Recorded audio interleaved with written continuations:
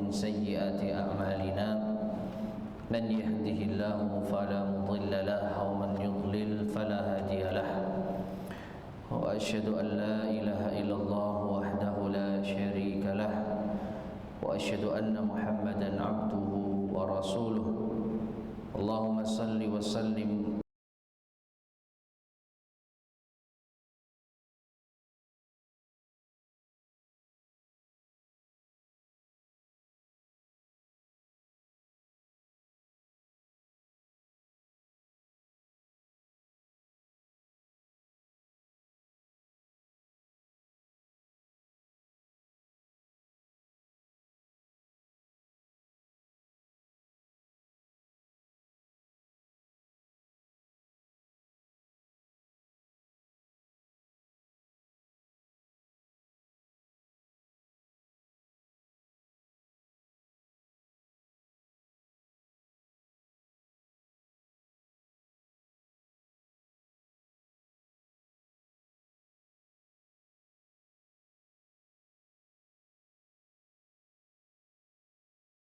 pertemuan sebelumnya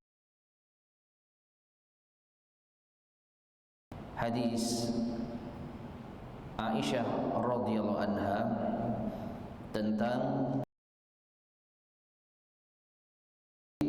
radhiyallahu taala anhu yang terdengar oleh Nabi bahwa beliau telah melaknat sebagian budaknya. Maka Nabi SAW mempertanyakan hal itu kepada Abu Bakar. Ya Abu Bakrin as-siddiqina wal la'anin. Wahai Abu Bakar, apakah mungkin orang yang siddiq, yang jujur itu memiliki sifat suka mencela atau suka melaknat? Ini pertanyaan yang mengandung peringatan. Maknanya tidak sepatutnya orang yang jujur itu memiliki sifat suka melaknat. Maka Aisyah pun mengatakan Abu Bakar radhiyallahu anhu pada akhirnya membebaskan sebagian budaknya. Ya, Abu Bakar membebaskan sebagian budaknya demi menembus kesalahan tersebut. Nah, kemudian kita bacakan penjelasan dari Al-Mu'allif rahimahullah ta'ala terkait dengan kisah Abu Bakar ini. Beliau mengatakan fal yatafakkarin nasihu li nafsihi wal yata'id. Maka hendaknya orang yang ingin menasihati dirinya berfikir dan mengambil pelajaran. Wal yaj'al hada as-siddiqa radhiyallahu anhu wa amsalahu min khiyarir ra'ilil awwal qudwatan lah. Jadikanlah Abu Bakar As-Siddiq radhiyallahu anhu dan orang-orang semisalnya dari generasi terbaik, generasi pertama yang terbaik sebagai suri tauladan baginya. Jadikan Abu Bakar sebagai suri tauladan kita di dalam masalah ini. Ketika beliau berbuat kesalahan dengan melaknat sebagian pembantunya, sebagian budaknya, maka ia bebaskan sebagai penebus kesalahannya. Fa inna an-nadhara fi siyari haula'il akhyar wa akhbarihim al-'atirah huwa alladhi yudawi al-qulub wa yuslihu an-nufus. Karena melihat kisah-kisah orang-orang terbaik dan bagaimana kabar-kabar tentang mereka yang harum, ini bisa membuat sembuh hati yang berpenyakit. Ini yang bisa menyembuhkan hati, yang bisa memperbaiki jiwa. Kama qala al-qail, sebagaimana seorang penyair mengatakan, karrir alayya hadithahum ya hadi fa hadithuhum yajlul fuada sadi. Ulangi tentang kisah-kisah mereka wahai hadi. Hadi di sini maknanya adalah sa'iqul ibil, yaitu penunggang unta, yang mengendarai unta. Jadi mengendarai unta itu identik dengan menempuh perjalanan jauh. Jadi kita pas digonceng sama pengendara unta, yang mengendarai unta, kita minta diceritakan kisah-kisah mereka. Ceritakan kepada kami kisah-kisah dari generasi terbaik, ya. Karena apa? Fahadithuhum yajlul fuada sadi. Karena cerita tentang mereka itu membuat hati bahagia, ya. Maka dari itu di dalam pembahasan ini Syekh Abdul Razak hafizahullah taala membawakan kisah nyata bagaimana seorang Abu Bakar As-Siddiq yang menyesali satu kesalahan yang pernah ia perbuat. Sekali lagi, Abu Bakar bukan tipikal orang yang suka mencela, bukan tipikal orang yang suka melaknat. Beliau orang yang lembut, beliau orang yang santun, beliau orang yang jujur. Namun yang namanya manusia pasti pernah terjatuh pada kesalahan. Saat itu beliau mungkin khilaf sehingga sempat melaknat budaknya. Namun setelah ditegur oleh Nabi SAW, beliau menyesal, dan sebagai bentuk penyesalannya beliau bebaskan budaknya lillahi ta'ala untuk menebus kesalahannya. Dan setelah itu beliau tidak pernah lagi melaknat seorang pun, ya. Radhiyallahu anhum wa ardahum ajma'in. Semoga Allah meridai mereka semuanya. Baik, hadis berikutnya masih terkait dengan seorang mukmin itu bukan orang yang suka melaknat dan mencela. An Samurah bin Jundub radhiyallahu anhu 'anil Nabi sallallahu alaihi wasallam qala. Dari Samurah bin Jundub radhiyallahu anhu dari Nabi sallallahu alaihi wasallam, beliau bersabda, la tala'anu bi la'natillah wala bi ghadabillah wala bin nar. Rawahu Abu Dawud. Janganlah kalian melaknat dengan laknat Allah, dan juga jangan pula dengan murka Allah, dan juga jangan pula dengan neraka Allah. Apa maknanya? Dijelaskan oleh al-mu'allif hafizahullah, wa tala'un, yang dimaksud dengan tala'un, ya, jangan kalian melaknat, huwa tabadulil la'ni, yaitu saling melaknat, jual beli laknat. Fulan melaknat fulan, ya, kemudian fulan itu membalas, ya. Jadi jual beli laknat. Bi an yusbiha sya'nun nasi wa haluhum la'na ba'dihim ba'dhan. Yaitu keadaan manusia, mereka itu sebagiannya melaknat yang lain. Jadi saling balas membalas laknat. Itu yang dimaksud tala'an, tala'un, saling melaknat. Au du'a ba'dihim ala ba'din bi ghadabillah, atau sebagian mereka dengan sebagian yang lain saling mendoakan murka Allah. Semoga Allah memurkai. Dibalas lagi, semoga Allah yang murka padamu. Terus seperti itu. Awid du'ai ala ba'dihim bin nar, atau mendoakan sebagian mereka dengan yang lainnya dengan neraka. Au bisakhatillah, atau dengan kemarahan Allah. Au nahwi dzalik, atau yang semisalnya. Fanahan Nabi sallallahu alaihi wasallam an dzalik, maka Nabi sallallahu alaihi wasallam melarang yang demikian itu. Jadi jangan saling melaknat, jangan saling mendoakan murka Allah, dan jangan saling mendoakan neraka. Ya. Jadi saling berarti ada, yaitu balasan, saling membalas. Fulan melaknat Alan, lalu Alan melaknat Fulan. Fulan mendoakan kemurkaan Allah bagi Alan, Alan pun mendoakan balik kemurkaan Allah. Nah, itu yang dimaksud di dalam hadis ini. Ya. Kenapa dilarang? Li'annahu yatanafa ma'a ma taqtadhihi al-ukhuwatul imaniyah. Karena ini bisa menghilangkan konsekuensi dari ukhuwah imaniyah, persaudaraan keimanan. Li'anna al-ukhuwatal iman, li'anna ukhuwatal iman, karena persaudaraan yang dibangun di atas keimanan, taqtadir rahmah, itu menuntut kita untuk saling berkasih sayang, wal atfa, saling memiliki perasaan yang baik, wa du'a bil khairi wal wal istighfar lil muslimin wa du'a lahum bil jannati wan najati minan nar. Ya, justru kalau saling yaitu memiliki hubungan persaudaraan yang dibangun di atas iman, harusnya saling mendoakan kebaikan, saling mendoakan agar diampuni Allah SWT, saling mendoakan agar mereka masuk surga, agar mereka selamat dari neraka. Wa nahwa dzalik, dan yang lainnya. Wa kullama qawiyat hadhihi ar-rabitah qawiyat hadhihi al-ma'ani. Maka semakin kuat ikatan ukhuwah imaniyah ini, maka semakin kuat pula makna yang terkandung di dalamnya. Semakin kuat hubungan persaudaraan yang dibangun di atas dasar iman, maka semakin kuat pula doa yang dipanjatkan terhadap sesama kaum muslimin. Jadi nggak cocok antara sifat atau perangai saling mendoakan keburukan, saling melaknat, dengan apa? Asas yang dibangun di atas ukhuwah Islamiyah atau imaniyah. Amma tala'unu, bandingkan dengan saling melaknat.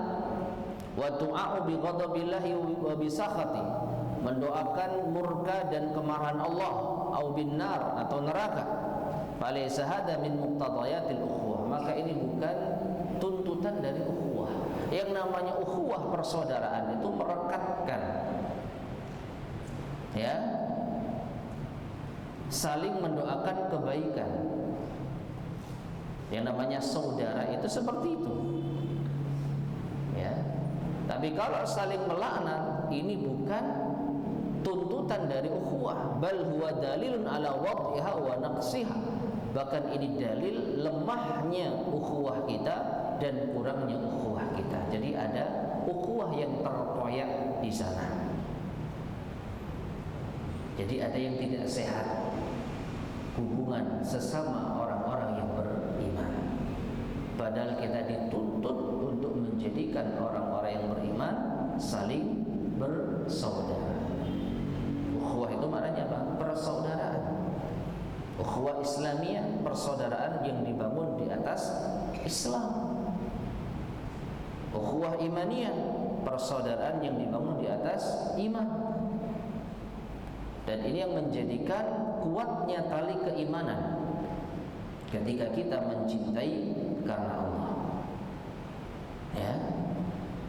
Walihada yajibu 'alal mar'i, oleh karena itu wajib bagi seseorang an yattaqiyallaha jalla wa ala, untuk bertakwa kepada Allah jalla wa ala, fi ikhwanihil muslimin, terhadap saudara-saudaranya kaum muslimin, wa an yahdara asyaddal hadar min dzalik, dan hendaknya ia mewaspadai dengan kewaspadaan yang besar hal tersebut. Artinya jangan sampai kita saling melaknat, saling mendoakan keburukan, saling mendoakan neraka, ya, karena ini tidak cocok dengan asas ukhuwah imaniyah.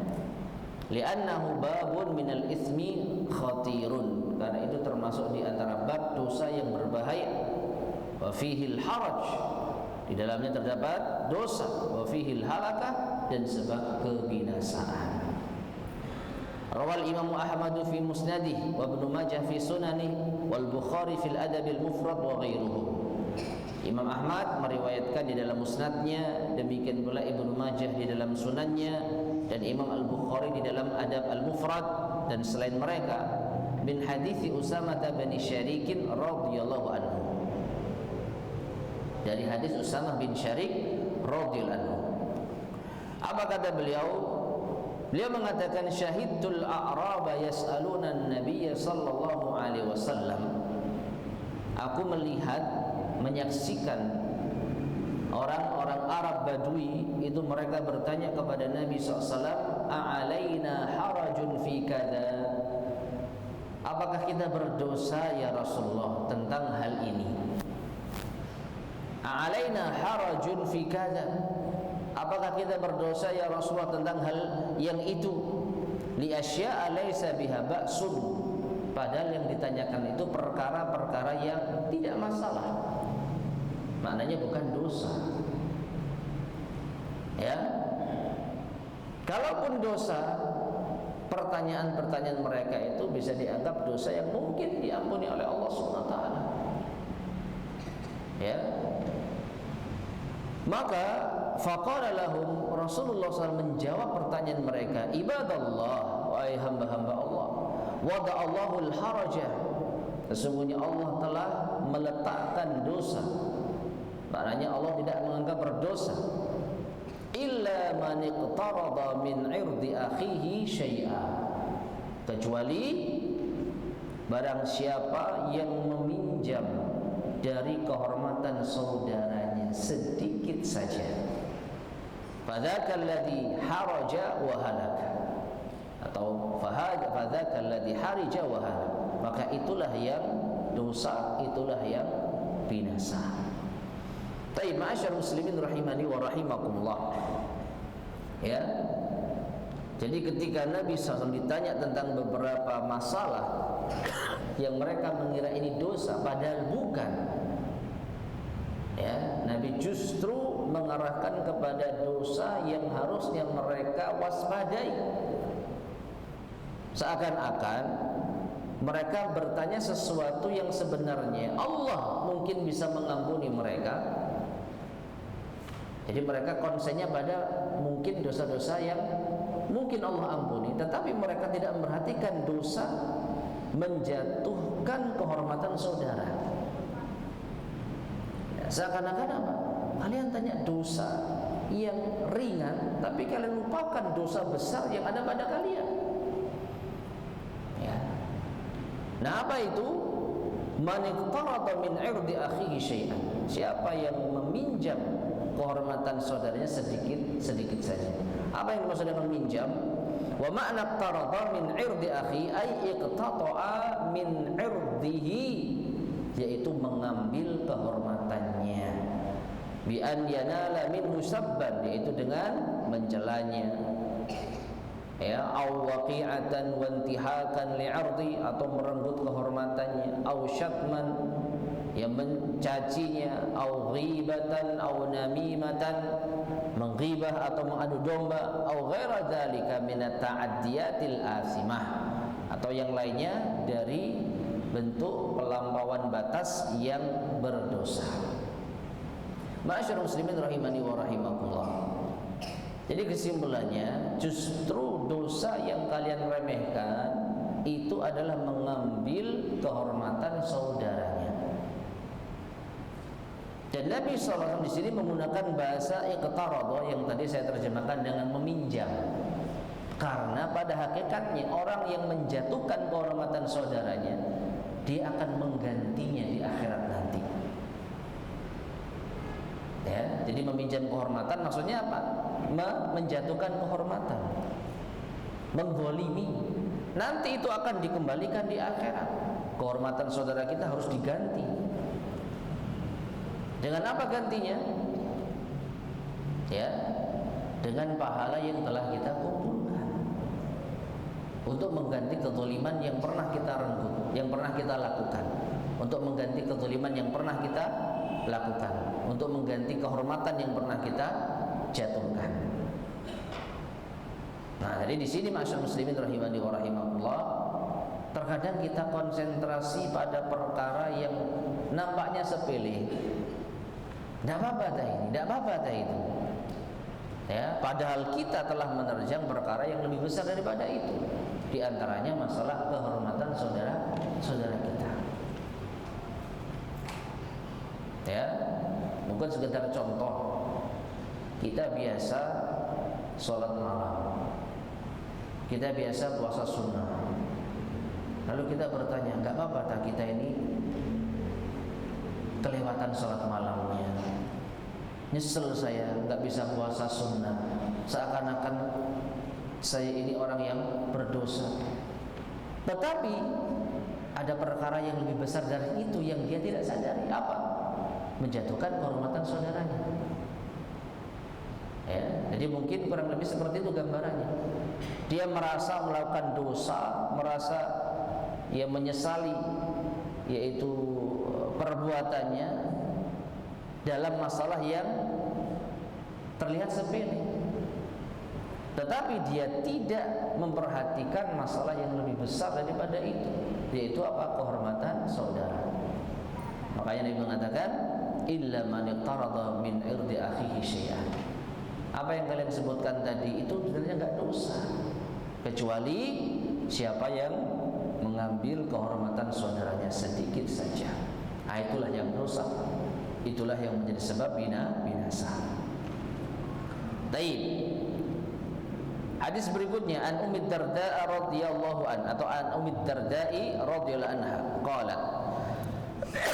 Dari Ummu Darda radhiyallahu anha, beliau berkata, sami'tu Abu Darda'i radhiyallahu anhu yaqul, aku mendengar Abu Darda radhiyallahu anhu pernah berkata, qala Rasulullah sallallahu alaihi wasallam, Rasulullah sallallahu alaihi wasallam bersabda, innal abda idza la'ana syai'an sa'idatil la'natu ila sama.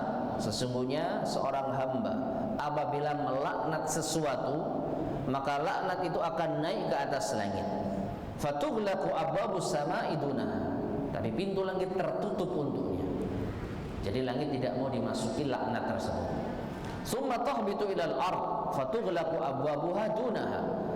Lalu turunlah laknat itu ke bumi, lalu bumi tidak mau menerimanya, tertutup pintu bumi. Summa ta'khudhu yaminan wa shimalan. Lalu laknat itu yaitu berlari ataupun menuju ke arah kanan dan ke arah kiri. Fa idza lam tajid masaghan, dan kalau tidak menemui sasarannya karena semua telah tertutup, raja'at ilal ladzi lu'ina, maka laknat baru beralih kepada korbannya, yaitu yang dilaknat. Fa in kana lidzalika ahlan, kalau orang tersebut pantas dilaknat, maka laknat itu akan menimpanya. Wa illa, namun jika tidak, raja'at ila qailiha, maka laknat itu akan kembali pada pengucapnya. Rawahu Abu Daud, hadis ini diriwayatkan oleh Abu Daud. Ya. Taib ma'asyar muslimin rahimani wa rahimakumullah. Jadi kurang lebih ini gambaran bagaimana laknat itu bisa menimpa seseorang. Ya, jadi laknat yang telah diucapkan, doa laknat yang telah diucapkan dari mulut seseorang, maka pada hakikatnya itu akan naik ke atas langit lalu ditolak, turun ke bumi ditolak, ke kanan ke kiri tidak ada sasaran, maka ia menuju kepada orang yang dilaknat. Kalau memang orang yang dilaknat itu pantas mendapatkan laknat, maka laknat itu menimpanya. Dan apakah ada orang-orang yang pantas mendapatkan laknat? Tentu saja ada. Di antaranya orang-orang kafir, syaitan, orang-orang Yahudi, yang mereka pantas untuk mendapatkan laknat. Yang banyak kaum muslimin mendoakan laknat bagi mereka. Jadi mereka pantas untuk mendapatkan laknat, maka laknat akan menimpanya. Tapi kalau kita melaknat sesuatu yang tidak pantas untuk dilaknat, maka orang tersebut atau sesuatu tersebut tidak akan, yaitu menerima laknat. Laknat tidak akan menimpa dirinya. Lalu kemana laknat tersebut? Kembali kepada pengucapnya. Jadi justru kita yang telah melaknat sesuatu yang tidak pantas dilaknat, itu akan kembali kepada dirinya. Wa an Abi Dzar radhiyallahu anhu, dari Abu Dzar radhiyallahu anhu, annahu sami'a an-nabiy sallallahu alaihi wasallam yaqul, bahwasanya beliau mendengar Nabi sallallahu alaihi wasallam bersabda, la yarmi rajulun rajulan bil fusuq wa la yarmihi bil kufr illa irtaddat alaih in lam yakun sahibuhu kadzalik. Rawahul Bukhari. Tidaklah seseorang yaitu menuduh orang lain dengan kefasikan atau menuduh orang lain dengan kekufuran, melainkan itu akan kembali pada dirinya jika orang yang diucapkan kata fasik atau kufur tadi tidak pantas mendapatkannya. Hadis sahih riwayat Al-Bukhari. Yang tidak pantas dilaknat lalu kita laknat, maka laknat itu akan kembali kepada kita. Maka kekufuran itu akan kembali kepada kita. Orang yang tidak fasik lalu kita fasikkan, maka justru kefasikan itu yang akan menimpa kita. Kemudian beliau mengatakan, ya, al-muallif hafizallah mengatakan, fa indama tasdurul la'natu minal mar'i ala ghairi mustahiqqin laha minal jamal. Maka ketika laknat itu muncul dari seseorang atau laknat itu ditujukan kepada seseorang, laknat itu muncul dari seseorang, maksudnya ada orang yang melaknat, tetapi ditujukan kepada yang tidak berhak, minal jamad, baik itu benda mati, awil hayawan atau hewan, awin nasi atau manusia, fa innaha tarji'u ila sahibiha, maka ia akan kembali kepada pelakunya, pengucapnya. Perhatikan di sini saya menjelaskan laknat yang kita ucapkan kepada apapun itu, sampai pun benda mati. Misalkan kita jengkel sama kendaraan kita, lalu kita laknat kendaraan kita. Dasar kamu kendaraan terkutuk, terlaknat misalkan. Tapi kendaraan kita kan nggak salah apa-apa. Kita yang jarang servis mobil, begitu servis mobilnya mogok kita laknat. Ya misalkan seperti itu. Maka kembali laknat itu kepada pengucapnya.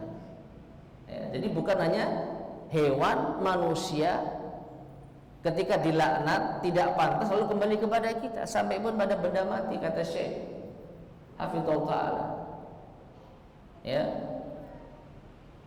Karena dalam hadis Nabi SAW itu umum. Hadis yang tadi kita bacakan dari Abu Darda, innal abda idza la'ana syai'an, sesungguhnya seorang hamba ketika melaknat sesuatu, syai'an, sesuatu bersifat umum, baik itu benda mati, baik itu manusia, baik itu hewan, baik itu jin, ya, sesuatu kalau kita laknat tapi dia tidak berhak mendapat laknat, maka laknat itu akan kembali kepada pengucapnya. Wa an Thabit bin Dhahhak radhiyallahu anhu 'anil Nabi sallallahu alaihi wasallam qala, dari Thabit bin Dhahhak radhiyallahu anhu dari Nabi sallallahu alaihi wasallam, beliau bersabda, la'nul mu'mini ka qatlihi, muttafaqun alaih. Melaknat seorang mukmin itu sama dengan membunuhnya. Wa an Abdullah bin Mas'udin radhiyallahu anhu qala, qala Rasulullah sallallahu alaihi wasallam, dari Abdullah bin Mas'ud radhiyallahu anhu, ia berkata, Rasulullah SAW bersabda, sibabul muslimi fusuqun wa qitaluhu kufrun, muttafaqun alaih. Mencela seorang muslim adalah kefasikan dan memeranginya adalah kekufuran. Sahih Bukhari Muslim. Ya. Tapi ma'asyar muslimin rahimani wa rahimakumullah.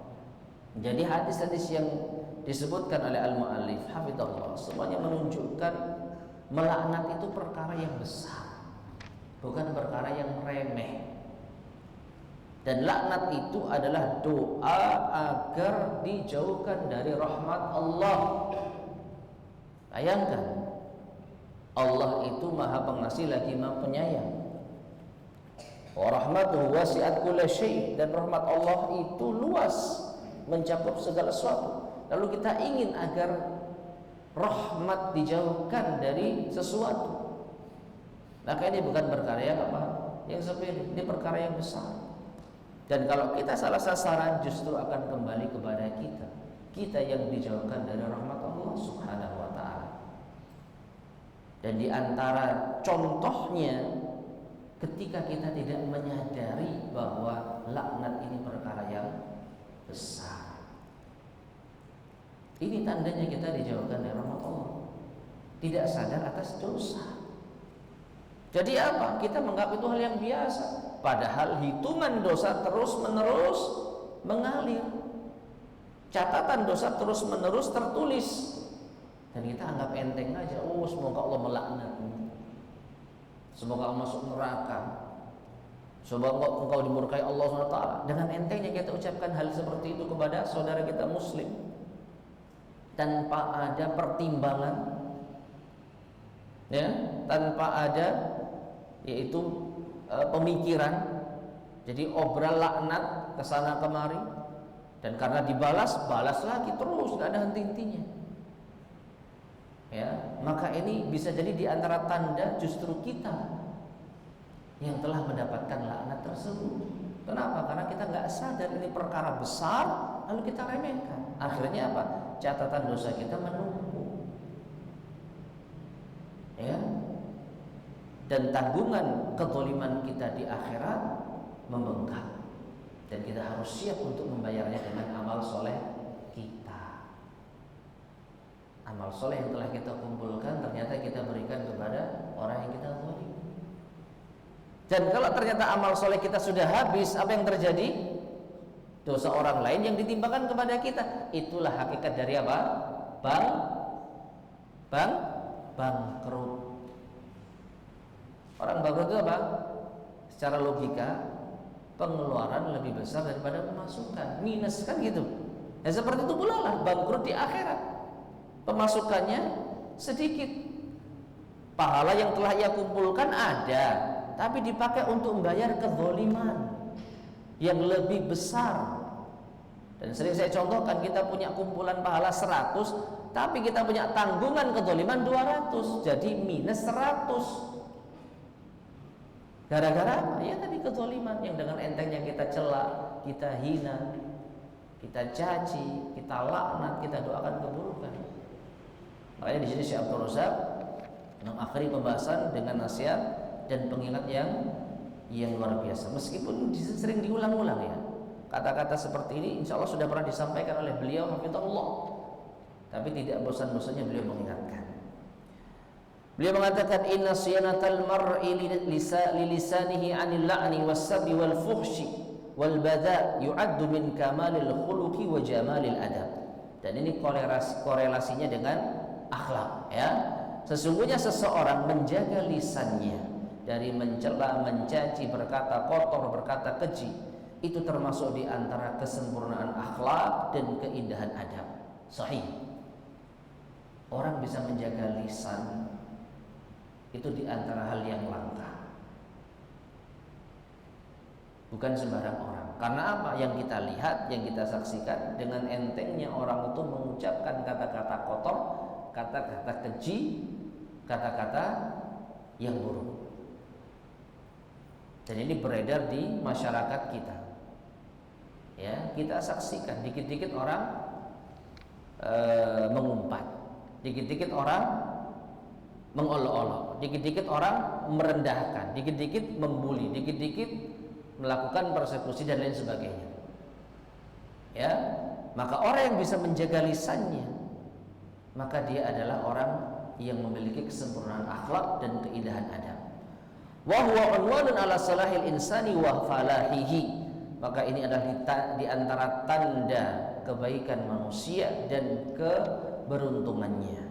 Fa yanbaghi 'alal muslim an yattaqiyallaha jalla wa ala. Maka sepatutnya bagi seorang muslim untuk bertakwa kepada Allah jalla wa ala, wa an yahrisa 'ala siyanati lisanihi wa islahi adabihi.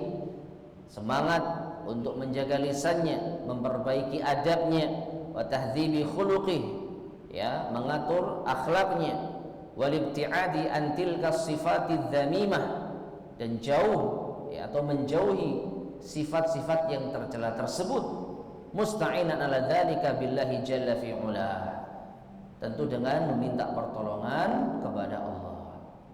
Kita sendiri gak akan mampu kalau kita mengandalkan diri kita bisa menjaga lisan, karena kita berada di tempat yang memang lisan ini tidak beraturan.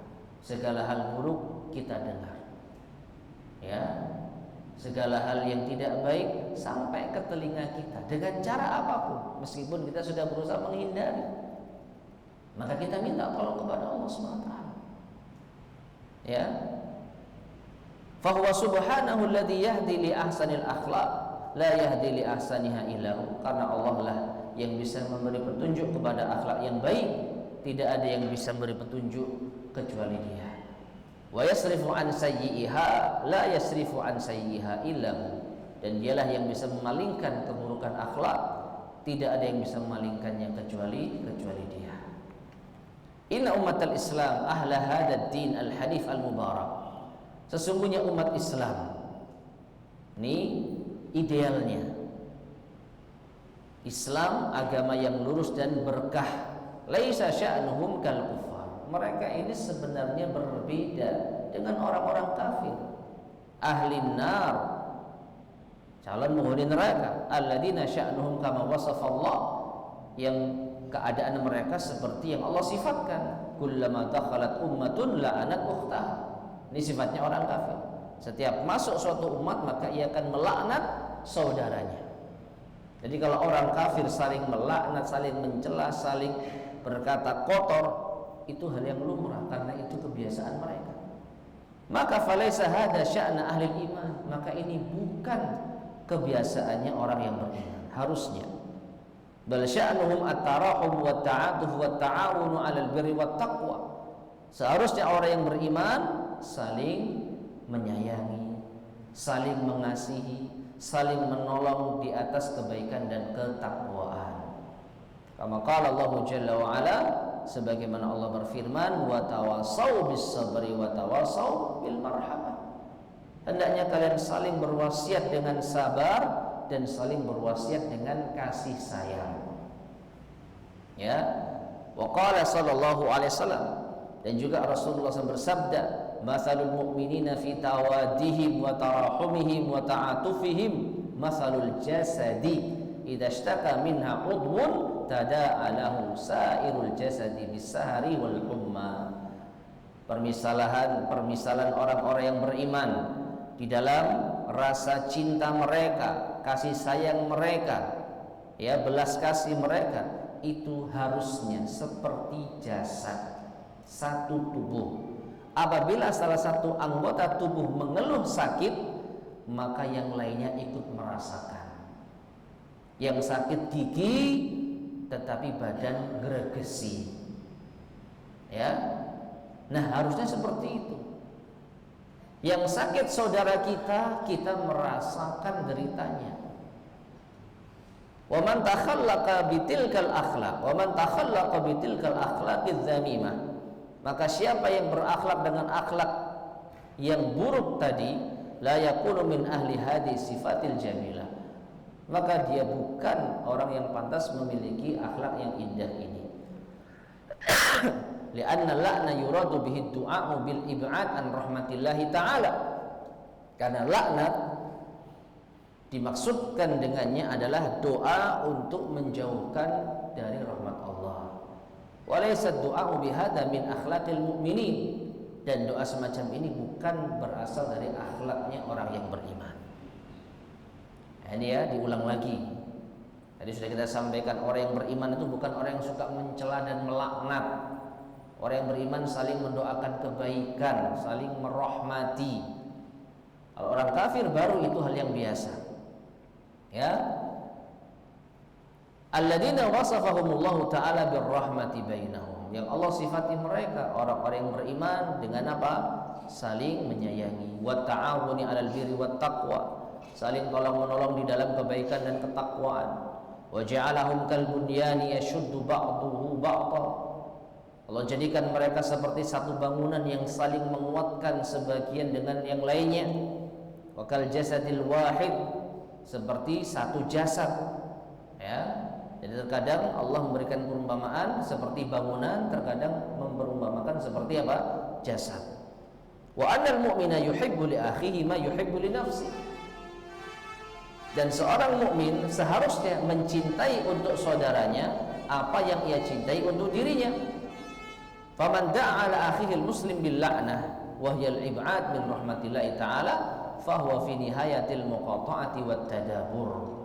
Maka siapa yang mendoakan saudara muslim yang lain dengan laknat, yaitu menjauhkan dari rahmat Allah, maka dia berada pada pemutus hubungan yang paling, yaitu akhir, puncaknya. Ya, jadi bertolak belakang dengan asas Islam yang saling menguatkan, yang saling melengkapi, yang saling menanggung, ya, derita saudaranya dengan apa? Menghancurkannya. Nah ini, inna sya'nal muslim tujaha ikhwanihi rahmatuhum wal ihsanu ilaihim wa du'a'u lahum bil khair wal istighfaru lahum. Sesungguhnya seorang muslim harusnya perlakuan kepada saudaranya, yaitu apa? Menyayangi mereka, berbuat baik pada mereka, mendoakan kebaikan bagi mereka, memintakan ampunan untuk mereka. La la'nuhum wa ta'nu fihim wal wuqu'u fihim bil masabbah, bukan mencela, melaknat, ya, dan menjatuhkan berbagai macam cacian kepada mereka. Yaqulullahu ta'ala li nabiyil karim, Allah Ta'ala berfirman tentang nabi yang mulia, wastaghfir li dzambik walil mu'minina wal mu'minat. Ya, wahai Muhammad, mintalah ampunan atas dosamu dan dosa orang-orang yang beriman laki-laki dan wanita. Wa yaqulullahu ta'ala fi sya'ni ahli iman, dan Allah juga berfirman tentang keadaan orang-orang yang beriman, walladzina ja'u min ba'dihim yaquluna rabbana ighfir lana wa li ikhwanina alladzina sabaquna bil iman wa la taj'al fi qulubina ghillan lil ladzina amanu. Dan orang-orang yang datang setelah mereka mengatakan, wahai Tuhan kami, ampunilah kami dan saudara-saudara kami yang telah mendahului kami dengan keimanan, dan jangan kau jadikan di dalam hati kami kedengkian di antara orang-orang yang beriman. Ini harusnya yang terjadi pada kaum muslimin. Taib, sudah masuk Isya, kita adzan terlebih dahulu, lalu kita lanjutkan sedikit insyaallah.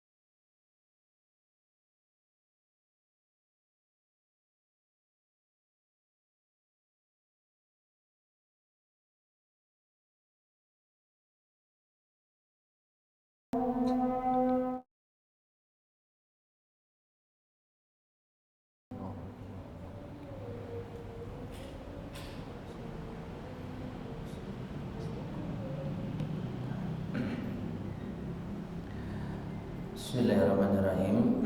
Ma'asyiral muslimin rahimani wa rahimakumullah. Selanjutnya beliau hafizahullah taala mengatakan wa qad rattaballahu jalla wa ala ujuran 'azimatan wa afdalan 'amimatan wa khairatin kabiratan. Dan sungguh Allah telah memberikan pahala yang besar, keutamaan yang banyak, kebaikan yang melimpah liman yabdzula li ikhwanihil mu'minin ad-du'a wal istighfar, bagi siapa yang mendoakan kebaikan dan ampunan bagi saudara-saudaranya yang beriman. Jadi ketimbang kita melaknatnya, mencaci dan mencelanya, lebih baik kita doakan kebaikan, atau setidaknya kita doakan semoga dosanya diampuni Allah. Walinata'ammal fi hadha ma rawahu Tabrani bi isnadin hasan. Maka hendaknya kita mencermati apa yang diriwayatkan oleh At-Tabarani dengan sanad yang hasan min hadis Ubadah bin Samit radhiyallahu anhu, dari hadis Ubadah bin Samit radhiyallahu anhu, anna Nabi alaihi salatu wassalam qala, bahwasanya Nabi sallallahu alaihi wasallam bersabda, man istaghfara lil mu'minina wal mu'minat kataballahu lahu bi kulli mu'minin wa mu'minatin hasanah. Siapa yang memintakan ampunan untuk orang-orang yang beriman, baik laki-laki maupun wanita, maka Allah akan mencatat baginya pada setiap mukmin laki-laki dan mukminah wanita kebaikan. Jadi kalau kita mendoakan 10 orang yang beriman, maka kita akan mendapatkan 10 kebaikan dari doa kita. Kam hiyal ujurul lati yajniha al-muslim idza qala fi du'aihi, maka betapa banyak pahala yang bisa diraih oleh seorang muslim ketika ia mengucapkan di dalam doanya, Allahumma ighfir lil muslimina wal muslimat. Ya Allah, ampunilah orang-orang muslim laki-laki dan muslim wanita. Ya, tentu dengan apa? Ketulusan hati. Tidak ada satupun yang kita kecualikan. Nah, ini tentu pahala yang amat besar kita dapatkan. Kemudian beliau menutup pembahasan di bab yang ke-12 ini dengan kisah Umar ibn Khattab radhiyallahu ta'ala anhu. Kisah yang sangat luar biasa, yang hendaknya kita jadikan sebagai suri tauladan. Meskipun ya tentu suri tauladan yang paling utama adalah Rasulullah SAW. Tidak ada yang lebih baik daripada beliau. Tetapi setidaknya ada sedikit pelajaran yang bisa kita ambil dari kisahnya Umar. Setidaknya Umar ini bukan Rasul, tapi bisa berbuat seperti ini. Dan ini yang harus kita contoh. Artinya, ya, meskipun kita bukan Nabi dan Rasul, ada kebaikan yang mungkin bisa kita optimalkan. Ya, diriwayatkan oleh Ibnu Abi Hatim dari Yazid bin Asam. Dia berkata, kita terjemahkan langsung ya, ada seseorang dari ahli Syam yang memiliki masalah. Jadi orang ini orang yang mungkin bermasalah. Di sisi lain orang ini biasa mengunjungi Umar bin Khattab. Jadi punya hubungan baik dengan Umar. Ya, sering mengunjungi. Namun suatu ketika Umar kehilangan dirinya, kok nggak pernah kelihatan sekarang. Lalu Umar bertanya, apa keadaan si fulan sekarang ini? Ya, maka orang-orang mengatakan, ya Amirul Mukminin yutabi'u fi hadha syarab. Ya, dia melakukan hal ini yang tidak terpuji pokoknya. Nah, ternyata orang yang selama ini mengunjungi Umar sedang terjatuh pada masalah. Dia melakukan dosa hingga orang-orang mengadukan hal ini kepada Umar. Maka Umar pun memanggil juru tulisnya dan mengatakan, uktub, tulis surat untuknya dari Umar bin Khattab kepada Fulan bin Fulan, salamun alaik, semoga keselamatan bagi dirimu. Fa ini ahmadu ilaik, sesungguhnya aku memujimu. Allahul ladzi la ilaha huwa, ya Allahul ladzi la ilaha illa huwa, dialah Allah yang tidak ada ilah kecuali dirinya.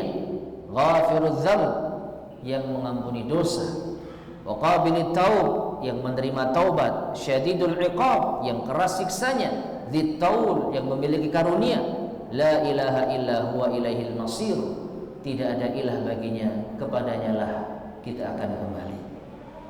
Tsumma qala li ashabih, kemudian Umar meneruskan catatan tersebut, tulis, ud'ullaha li akhikum an yuqbila biqalbi.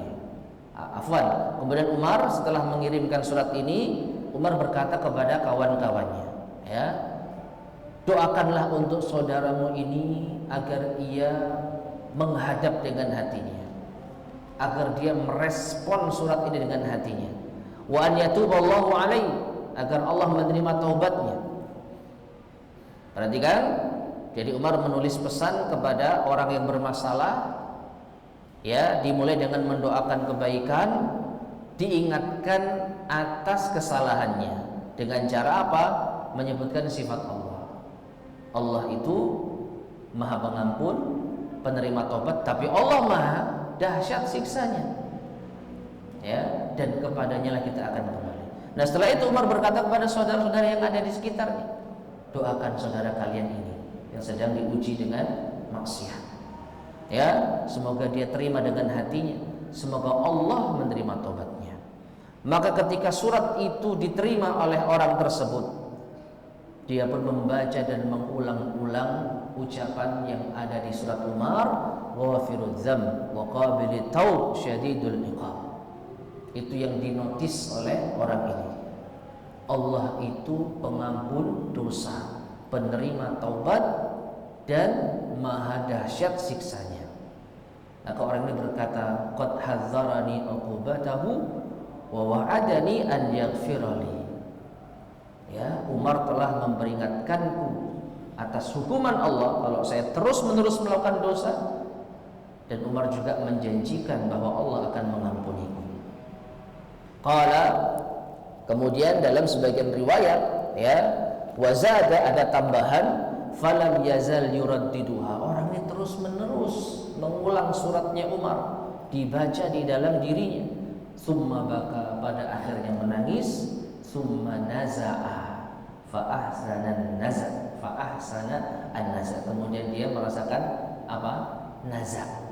Apa itu? Nyawanya hampir dicabut. Lalu dia dalam keadaan yang baik ketika nyawanya dicabut. Falamma balagha Umar, ketika perkara ini sampai kepada Umar, maksudnya Umar dapat berita, fulan yang telah engkau surati pada akhirnya meninggal dalam kondisi seperti ini. Nah, ini perkataan Umar, ya. Beliau mengatakan, hakadha fasna'u, ini yang harusnya kalian lakukan. Idza ra'aitum akhan lakum zalla zallatan, kalau kalian melihat saudara kalian tergelincir, fasaddidu, maka luruskan. Wafiqu, beri dia petunjuk. Wada'ullaha an yatuba alaih, doakan dia semoga Allah menerima taubatnya. Wala takunu aunan lisyaitani alaih, dan jangan kalian jadikan setan itu menjadi penolong baginya. Apa artinya? Dengan kita mencelanya. Coba bayangkan, ya, dengan keadaan sebagian besar kita, sampai pun yang sudah ngaji, kalau ada kesalahan di media sosial misalkan, yang pelakunya seorang yang mungkin muslim, wah, habis itu. Oh, dasar, maaf ya, goblok misalkan. Ya, gini nih otaknya ditaruh di mana misalkan. Ya, memang salah, apalagi sekarang zamannya apa? Semua di video. Ada orang tua nyetir salah, marah-marah. Salah kan itu? Salah nyetir, marah-marah. Ini perbuatan yang salah. Tapi respon masyarakat gimana? Langsung dicela, dihabisi. Nah, ini dan sangat disayangkan, ini juga ada pada kita. Kenapa enggak kita tahan lisan kita? Kalau orang tua itu muslim dan dia tidak mengaku kesalahan karena malu, sudah tua disalahkan, gengsi dong. Tapi kita hajar dia dengan, oh, sudah tua, ya, nggak ingat umur, wah, netizen Indonesia seperti apa, pedes omongannya. Ya, coba luar biasa jemaah. Satu orang yang diviralkan videonya, kesalahannya diumbar, lalu kita celah, kita habisi kehormatannya.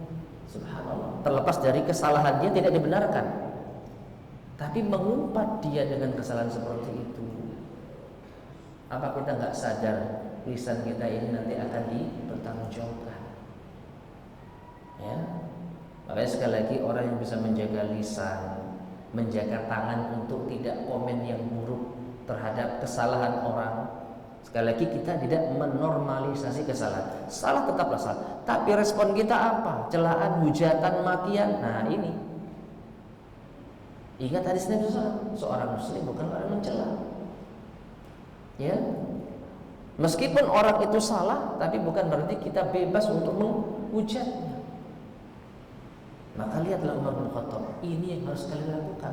Kalau ada saudara kalian salah, luruskan, ingatkan dengan cara yang baik. Atau paling tidak dimintakan ampunan kepada Allah. Waduh Pak, ya semoga jenengan diampuni oleh Allah kalau seperti ini caranya. Kan enak daripada menghujatnya. Ya. Atau paling tidak kita diam, tidak ikut komentar, tidak ikut mengetik dan merespon apapun. Nah ini masyaallah muslimin rahimani wa rahimakumullah, sekali mengingatkan kepada kita pentingnya menjaga lisan kita untuk tidak bermudah-mudahan di dalam menjatuhkan kehormatan saudara kita muslim yang lain kalau kita tidak mau bangkrut di akhirat.